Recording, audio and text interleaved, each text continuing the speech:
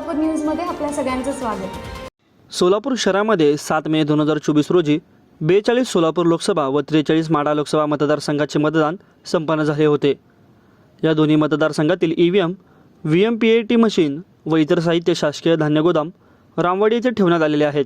त्या ठिकाणी सध्या त्रिस्तरीय सुरक्षा तैनात करण्यात आली असून 4 जून 2024 रोजी सकाळी 8 वाजल्यापासून 42 सोलापूर व 43 माढा लोकसभा मतदारसंघाची शासकीय धान्य गोदामे रामवाडी येथे मतमोजणीची प्रक्रिया सुरू होणार आहे। त्या अनुषंगाने कडेकोट पोलीस बंदोबस्त लावण्यात आला आहे। सोलापूर शहरात एकूण 66 ठिकाणी फिक्स पॉईंट लावण्यात आले आहेत। शहरामध्ये एकूण 6 ठिकाणी स्ट्रायकिंग फोर्स लावण्यात आले असून पोलीस आयुक्तालय सोलापूर शहर यांच्याकडून दिनांक 4 जून 2024 रोजी मोठा पोलीस फौजवाटा बंदोबस्तात लावण्यात आला आहे।